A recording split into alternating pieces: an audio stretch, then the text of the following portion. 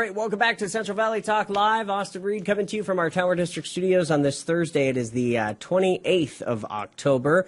Hit me up on Facebook, Instagram, Twitter, and TikTok at Austin Reed on Air. Hey, our next guest joining us live in our Tower District studios today, we've got Marilyn and Jimmy, and you guys are with the organizers of a rally that's going to be happening on Tuesday, November 2nd, in Exeter at the Women's Club. Now, the group that you guys represent is called Unmask Tulare County. Yes. How long have you guys had this this group? It's only been about 4 months. 4 months, or so, okay. yeah, that I started the group on Facebook, and it's just exploded since then. So, yeah. So tell me, let's talk a little bit about well, before we get to the rally, talk about the mission of Unmasked Tulare County. Sure. I'll let you take the lead on that. Sure. So really what we do is we serve to educate the public and organize like-minded community members who believe in the preservation of personal liberty, freedom. We live in an interesting time right now, and we're finding that there are tons of people, especially in Tulare County, who are concerned about what's going on in the world. And so we decided, you know what, instead of just complaining about things, we're going to put together a group who can actually put some action to those things. And so we've been organizing rallies at school board meetings and different things along those lines. And just the most incredible part about this has been just the connections that we've made. And so when Marilyn started this thing, we thought it would be, 20 or 30 like-minded people just, getting together for whatever. And it's blossomed to where we're over 1,200 people in our Facebook group right now. There's a ton of others who don't do Facebook who are involved in what we're doing. We've branched out. We now have Tulare, Visalia, Exeter, and Porterville chapters that are going strong. And the nice thing about this town hall that we're doing is that it's really the first time that all of these groups have gotten together and put something together like this. So we're really excited to see what happens. Marilyn, for you, why is this close to home? That's a great question. Because I can see that there's a lot of tyrannical overreach, and I think it's time for us as citizens to stand up and say enough is enough. And I think a little bit of civil disobedience is in order. And I know that I'm not alone in that. So, do you feel that we've reached a point in the pandemic that there should be changes now in mandates, as far as not forcing people to wear masks, maybe freedom of choice when it comes to the vaccine? Absolutely. Is that kind of is that another mission too? Absolutely. Of it that way? It all should be a personal decision made between the family and maybe if they need to get when it comes to the vaccine, if they need to reach out to their doctor, but it shouldn't be something that's forced upon us by the government.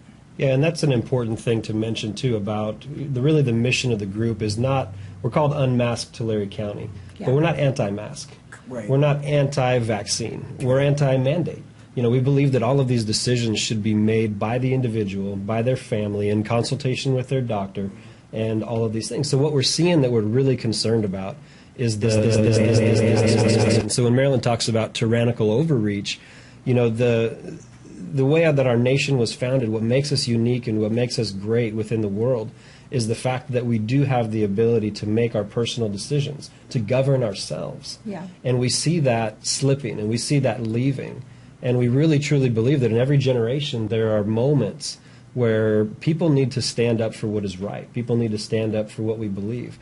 And we find ourselves in one of those moments right now. And so what was beautiful about this is she started this with just a few people. And what we found is that it is widespread. There's so many people who feel the same way that we do, but they're scared. They don't know what to do. Yeah. They don't know how to engage with school boards. They don't know how to engage with city councils, don't know how to do town halls, or gather people together, and we don't either. We're just a couple who said, we feel passionate about this, and we felt, we're Christians, and we felt like the Lord is telling us, hey, this is what you need to be doing at this moment, and we felt like He's blessed our whole our whole thing here. And, the results have been something that we couldn't do on our own. People throughout this pandemic have been looking for hope and looking for reasons to believe, looking for something that's bigger than themselves or something bigger that they can generate. And we've been extremely open about our faith aspect in this and saying, look, if this thing is going to really turn around, if we're going to see breakthrough that happens in California, it's going to be the hand of God who does it. It's not going to be just us. And so, that's a huge part of our mission, is really just being obedient to what we feel like we've been called to do. Have any of you dealt with COVID? Any family members have gotten it? What's that been like when that, if so, what were your thoughts on the matter of COVID? I mean, COVID is real, right? I mean, we realize that, and we're not, COVID deniers or any of those kind of things. We all have, loved ones and families who have gotten really sick. Our pastor and his wife almost died not too long ago. We actually had a pastor in our church pass away, probably in the first several months of COVID. And so I think the important thing is we refuse to live in fear to anything. Yeah. And, to me, one of the things that has come up so often is there are worse things in life than death for a believer. I mean, I believe that, when we die, there's better on the other side, right? We're going to heaven.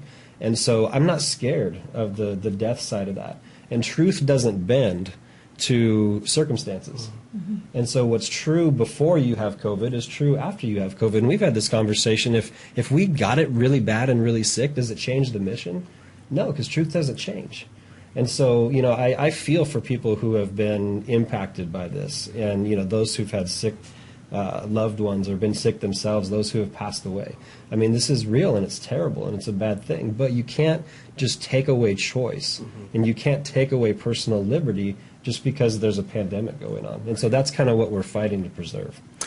Well, and if you're living in fear, are you really even living? I mean, I don't know. I feel like a lot of people have given up so much because they've been so scared that they were going to get COVID. Yeah. And what started out as 15 days to flatten the curve is now what? 500, almost 600 days, in. And so you had asked about, are we at a place in COVID where we should be looking at things differently? And I would say absolutely. Yeah. When Governor Newsom first closed down the state, I was all on board with that because we had no idea what we were dealing with. Right? We didn't know what this thing was that was coming across the world into our nation, and we had no clue how to deal with it. Here we are, months and months later. And so we've had plenty of experience. We know what to do. We know that there's, other therapeutics and things that are available. We've had to navigate through in our businesses and all of these things. And a lot of the stuff that's happening now just doesn't make any logical sense. And so that's kind of what if any of this was logical, if it was actually scientific, as they're calling it, we could get on board with that. Yeah. But there's so many gaps and there's so many things that just are ludicrous that it has to, people have to, and people are seeing that. Even people who have been on the opposite side of the fence, that's one of the really encouraging things, is we're seeing folks who are like, yeah, I went and got the vaccine. I'm totally vaccinated, but I don't think it should be mandated for kids. It doesn't make sense to do it that way. And so folks who have traditionally maybe been on the opposite side of where we would be personally are coming along board and saying, something just doesn't smell right here. And we need to do something about it before it's too late. And then, also there's so many different stories about this. The vaccine is totally new. We've never made a vaccine like this in history. So fast. So me personally, I find it disturbing where people judge others that maybe they don't wear a mask or they're not getting vaccinated. I think that is, like you said, it's choice. Freedom of, and that's kind of your thought. If somebody wants to wear a mask, totally fine, no problem. But and if somebody thinks, what, I don't want to get vaccinated because of X, Y, and Z, that's their choice, because that's America. That's my opinion. Yes. Absolutely.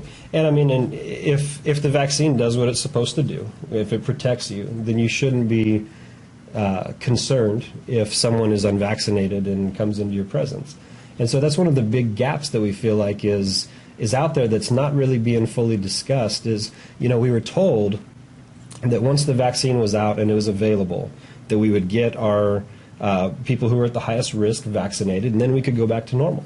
Well, we've all seen that that's not the case, right? And so it's like, well, what happened to that? Why are we not talking about why that changed? Why are we not talking about the fact that, we've been told 50 different things along the way, and once we've gotten to that point, the rules have changed again. Yeah. And so it's just one of those things where you start to lose trust. And again, we're not anti-vax as a group. We're pro the ability to choose, and we're pro personal liberty and being able to make that decision for yourself. Yeah, it's okay to have different opinions. Yeah, and absolutely. Since that's spot on. It's like, why can't we agree to disagree and have a different and still be friends too? I feel like there's been such a divide that it's like, oh well, you're unvaccinated, we can't be friends, but we have people that we know that are in our group that are vaccinated, but they still believe that there should be a choice. Absolutely. And we can still love on each other, and that's the biggest thing is it's not a walking around angry like all the time, oh, I hate you because you look at this thing differently than I do. We're about connection, and we're about building bridges, and we're about, being able to, have everybody under the tent, as long as, we're believing that everybody belongs, right? Yeah. So it's really about, it's about those connections. It's about the personal connections and being able to just not be hateful towards somebody who believes differently than what we do. We've got about a minute left. Let's talk about the rally. One more time, Marilyn, you want to promote that? Take that question? Yeah, so this Tuesday, November 2nd at 6 o'clock, correct? Oh my goodness, I don't know because there's so many things going on. At the Exeter Women's Club. So we just want to encourage everybody that would like to attend. You're welcome to attend. Assemblyman Devin Mathis is going to be our speaker. So we'd like to see you guys all out there. Yeah. That's a big name you got. Yeah, so it's good. Yeah. And, we're going to have speakers from our other groups as well. So we'll be up there speaking. We'll have Porterville, we'll have Exeter. Okay. And it's really just a time where people can come. And a lot of people are confused. What do we do? What are our next steps? And so we're going to be talking through a lot of that stuff. Yeah. I was so, I'll share this final story real quick. I was so mad. This happened about maybe three months ago. I was with my director. We were driving back.